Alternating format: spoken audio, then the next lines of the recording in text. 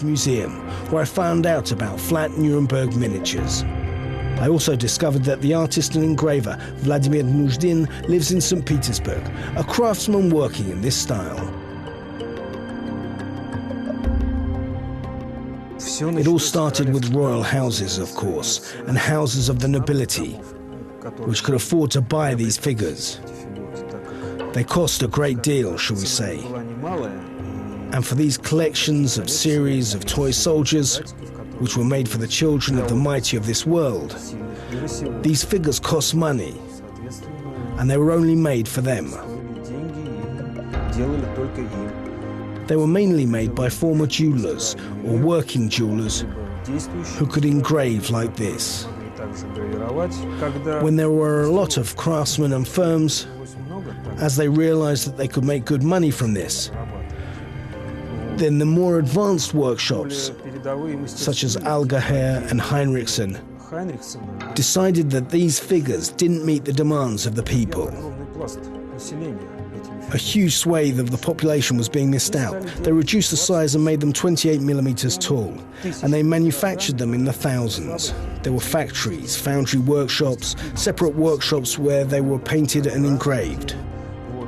They went into the world in the thousands, mainly to Europe, of course. And all the boys started to play with these toy soldiers. Vladimir Nujdin has a figure of a knight in his collection, which was cast from a mold made in the 13th century. This is one of the earliest figures of a warrior that has been preserved to the present day. Young European princes probably played with these toy soldiers in royal castles. Centuries later, Ernst Heinrichsen took the tin armies out of the palaces, bringing joy to an innumerable number of boys from working-class neighborhoods and villages. Heinrichsen's idea was quickly taken up in many cities in Europe, where factories for manufacturing soldiers began to open.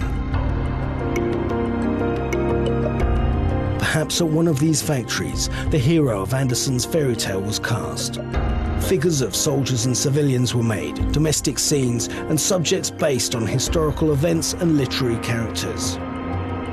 They all differed in their size and quality of manufacture.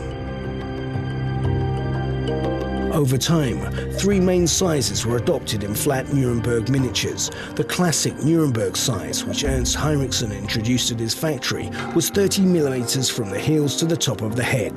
The Hanover or Berlin size was 40 millimeters. The largest, 60 millimeters, was called the display or royal size. Figures of this size were made for the children of the aristocracy.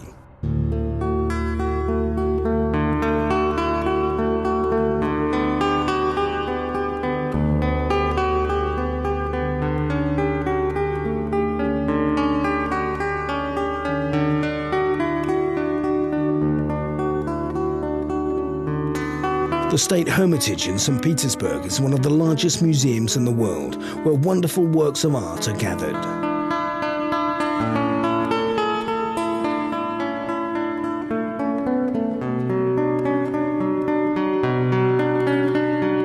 For the 200th anniversary of the Patriotic War of 1812, an exhibition of tin soldiers was opened in the Arabsky Hall. The numerous miniature figures are not only from the Russian and French armies of the Napoleonic Wars, but also the armies of their allies. The toy soldiers in the collection of the State Hermitage came both from major collectors and from people who had little to do with military historical miniatures. There's one interesting story of how in the 1970s, during major renovations of one of the buildings in the city centre, a hiding place was found containing hundreds of tin soldiers. The inhabitants of Petersburg experienced many upheavals in the 20th century: revolution, war, and the blockade. Someone probably hid their treasure in difficult times and then went missing. The owner of the toy soldiers was never found. The workers who found the hiding place asked experts from the Hermitage to determine the value of the figures. The museum acquired the collection, and now it can be seen at the exhibition.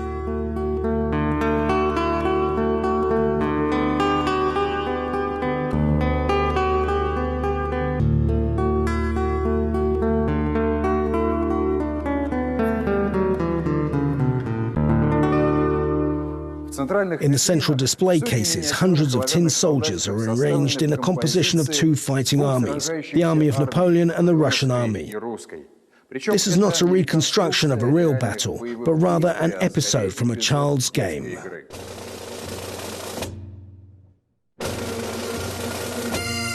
These tin soldiers were made by the Nuremberg firm of Heinrichsen over 100 years ago, and it seems that here in the Winter Palace, the former residence of the Russian emperors, they're at home. Who knows, perhaps Emperor Nicholas II played with figures like this, or his father, Alexander III, or some other children of the owners of this palace. Passions could sometimes run high over the toy battlefield. Once, one of Paul I's sons was playing at toy soldiers with a boy called Vasily from the Page Corps. The Page's army clearly began to get the advantage over the army of the emperor's son, who found himself in a hopeless situation. The young heir to the throne became very angry and swept all of his opponent's soldiers off the table with his hand. The boys started fighting furiously, completely forgetting about the social position dividing them. Perhaps they even fell out, as after this incident the Tsarevich and the Page no longer played together. Several years later, one of the boys ascended the throne under the name of Nicholas I, and the page, Vasily Norov, became involved in the Decembrist uprising. The rivals in the children's game also became rivals in real life.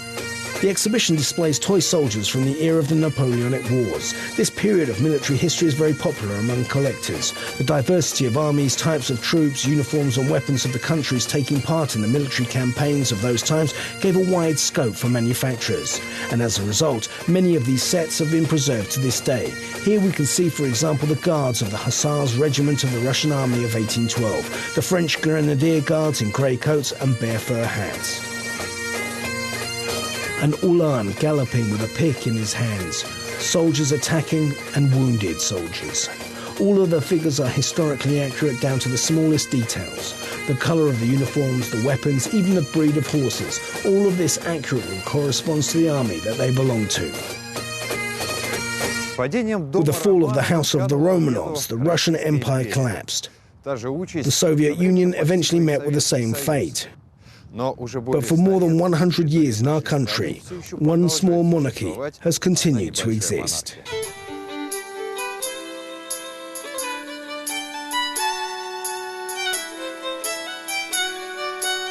This state is called Illyria, and it's located in the workshop of the Petersburg artist Rurik Popov. The capital, the city of Alyon, is inhabited by hundreds of tin figures of different genders, ages and occupations. The history of the country of tin soldiers is inseparably linked with the history of the artist family. In the late 19th to early 20th centuries, tin soldiers were the hobby of practically all boys in St. Petersburg. Rurik Popov's father, Boris, was no exception. Playing with his brother and sister, he created a country of tin soldiers which he named Illyria. The 1917 revolution also affected this small children's country. The Popovs were forced to leave Petersburg. The toy soldiers also moved with them from place to place. Over time, the Popovs returned, although the city had a different name and the children had grown up. Everyone found their place in life, their own occupation. Boris began to work as an artist and didn't forget Illyria, still loving it and continuing to buy toy soldiers from time to time. In 1928, his son, Rurik, was born. By the time that the Popovs returned to their apartment after the Civil War, their relatives had decided that they'd left with the whites and wouldn't return, and had sold all their things. Nothing was left of the houses and the boats of Illyria, Dad's toys. What you can see here now had to be made again. My dad was never a collector, and so this isn't a collection at all. It's a game that two generations of artists played at. Dad's game was created as a work of art.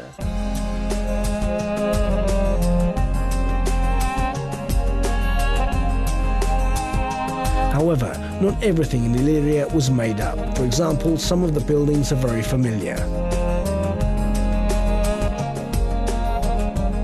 The town hall in the Belgian city of Bruges. The coach house of the Peter the Great next to the Dom Cathedral in Old Riga. Rurik, are there any other buildings in Illyria that have real prototypes? There are. All the buildings are ones that I liked, that I found suitable. That's how I made them. This one, for example, stood on the corner of Bolshoi Smolensky Prospect and Obukhovsky. This was the administrative building of the Coachman Society. You could reach this building from Nevsky with a horse cab driver, but the driver didn't go any further. You'd have to hire a coachman, and the Schlisselburg Highway began.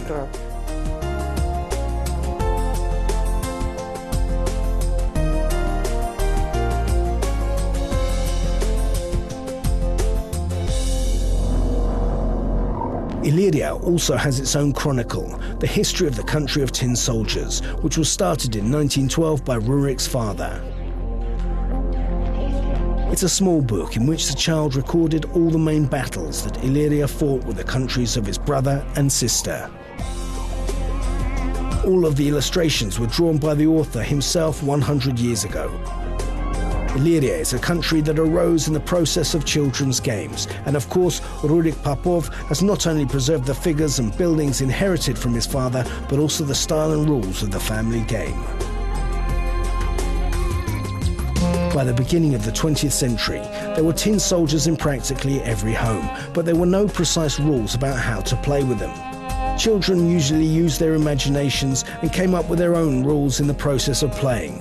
In the 1900s, the famous English writer H.G. Wells wrote 2 books containing rules for playing with tin soldiers.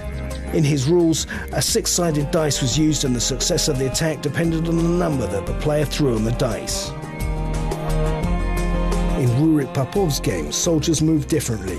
For example, an infantry soldier can only move 1 space in 1 move, and it's measured with a match or with a compass. A wagon can move 2 spaces and a horseman can move 3. The game also uses a device for shooting, which consists of a pipe and a short piece of wire.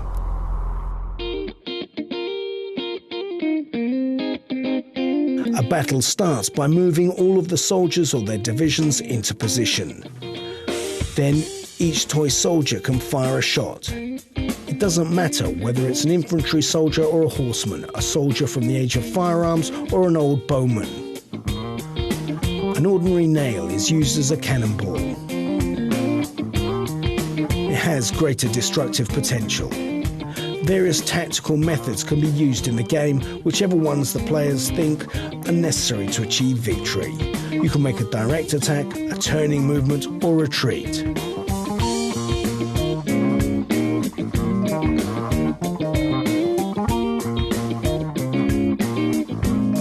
When there is only 1 space between the soldiers of your own army and the enemy, they enter into hand-to-hand combat.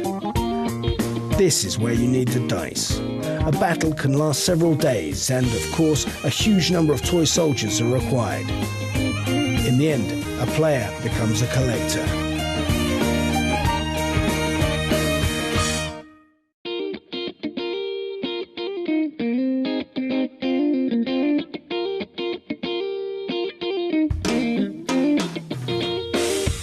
Hans Christian Andersen described a real toy in his fairy tale The Stalwart Tin Soldier, which was incredibly popular in its day. I'm trying to find out what it looked like by talking to museum workers and collectors. Georgy Villenbachov, the chairman of the Heraldry Board of the President of the Russian Federation, has one of the largest collections of toy soldiers in Russia.